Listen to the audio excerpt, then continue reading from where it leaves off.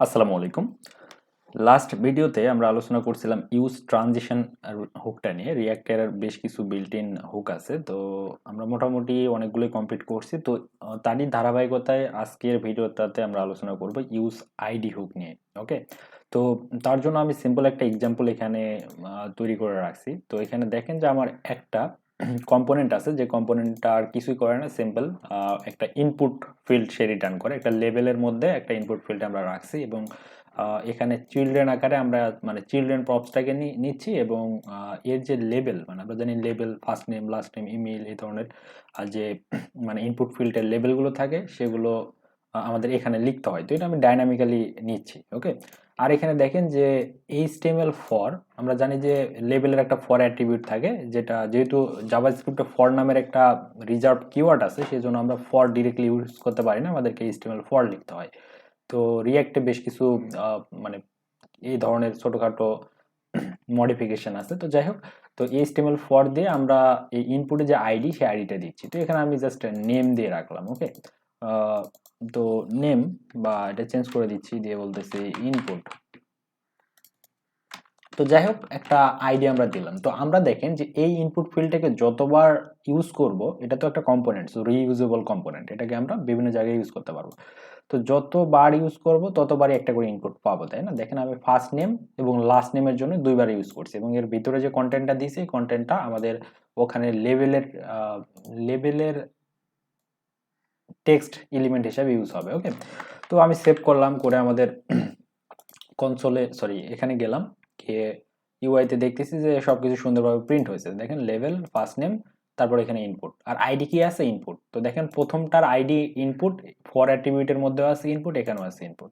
তারপর আমাদের দুইটা ছিল, তাহলে নিচে আরেকটা আছে, এটা খুলে দেখেন এখানেও ইনপুট। তো এতে করে প্রবলেমটা কি হবে, আমি যদি ফার্স্ট নেমের লেভেলে ক্লিক করি, আমরা জানি লেভেলে ক্লিক করলে আমাদের ইনপুটটা ক্লিক হয়, বা দেখেন ইনপুট ফিল্ডটা ফোকাস হচ্ছে। যদি এটা চেকবক্স হতো তাহলে লেবেলে ক্লিক করলে চেকবক্স চেক হয়ে যেত, তাই না?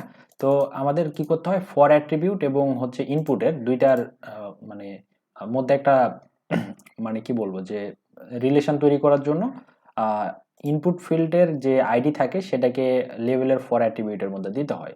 কিন্তু আমাদের যেহেতু এখানে ইনপুট ফিল্ড একটা মানে কি বলবো যে সেম কম্পোনেন্টের মাধ্যমে তৈরি করা হচ্ছে, কমন একটা কম্পোনেন্টের মাধ্যমে, সো আমরা যেহেতু হ্যান্ড কোডেড ভাবে একটা আইডি দিয়ে দিয়েছিলাম সেজন্য বারবার একই আইডি আসতেছে। এতে করে আমি ফার্স্ট নেমে ক্লিক করলে ফার্স্ট নেমের ফিল্ডটা মানে হাইলাইটেড হচ্ছে বা ফোকাস হচ্ছে।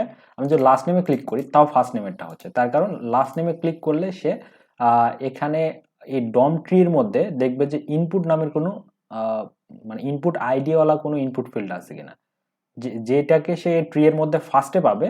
যেমন এখানে ফার্স্টে এটাকে পাচ্ছে, সো তাকে সে হাইলাইট করে দেবে। ওকে? তার মানে এখানে আমাদের কানেকশনটা ঠিক মতো হয়নি। তো এটা বিভিন্নভাবে আমরা সলভ করতে পারি।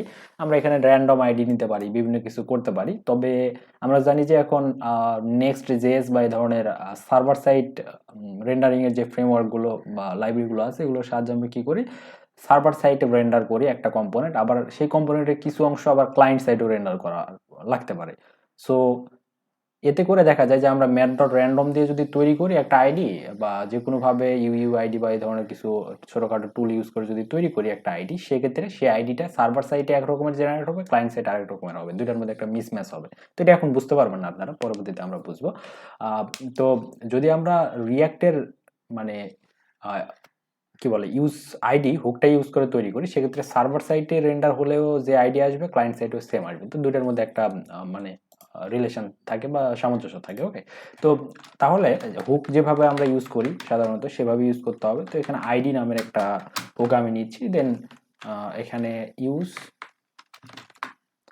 আইডি। ওকে? তো ইউজ আইডি হুকটাকে জাস্ট কল করতে হবে, কোনো কিছু পাস করতে হবে না। তারপর একে যতবার আমরা কল করব ততবার ইউনিক ইউনিক আইডি পাবো। ওকে? তো দেখেন দুইটা কম্পোনেন্টের জন্য এটা দুইবার কল হবে। ওকে? আমরা যেহেতু দুইটা কম্পোনেন্ট তৈরি করতেছিলাম এখানে, তো এখানে দেখেন ডাইনামিক্যালি আমরা আইডিটা দিয়ে দেব। সো এই ফাংশনটা যতবার কল হবে ততবার নতুন নতুন আইডি আমরা এখানে পাবো, জাস্ট এতটুকুই। তো এখানে আমাদের দেখেন এই ফাংশনটাকে আমরা দুইবার ইউজ করছি, তাই না? কম্পোনেন্টটা দুইবার ইউজ করছি মানে দুইবার কল হবে এবং দুইবারই নতুন নতুন ইউনিক আইডি সে আমাদেরকে প্রোভাইড করবে। দেখেন অলরেডি প্রোভাইড করছে। আমি যদি এটাকে একটু ইন্সপেক্ট করি তাহলে দেখেন এখানে একটা এই যে একটা আইডি দিছে, সেম আইডিটা এখানেও আসছে, মানে প্রতিটা রেন্ডারে সে নতুন নতুন আইডি তৈরি করবে। তো দেখেন আমি যদি ফার্স্ট নেমে ক্লিক করি ফার্স্ট নেম হাইলাইট হচ্ছে, লাস্ট নেমে ক্লিক করলে লাস্ট নেম হাইলাইট হচ্ছে। তো এই কাজটাই করে useId। আপনার যদি এখানে একাধিক ইনপুট থাকতো, ধরেন যে এখানে আরেকটা ইনপুট ফিল্ড আছে যে যেটা হচ্ছে যে আপনার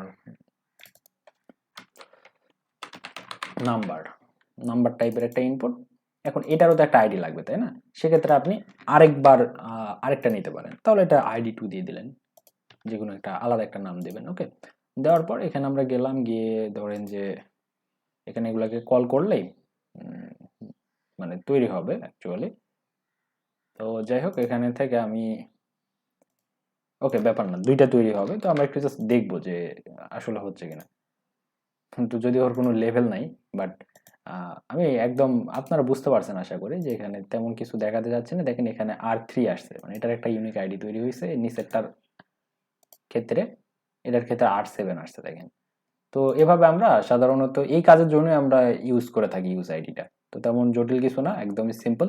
তো useId হুক এতটুকুই, একটু হালকা প্র্যাকটিস করে নেবেন, একটু মনে রাখবেন তাহলে হবে। তো এই ভিডিওটা এই পর্যন্তই। আল্লাহ হাফেজ, আসসালামু আলাইকুম।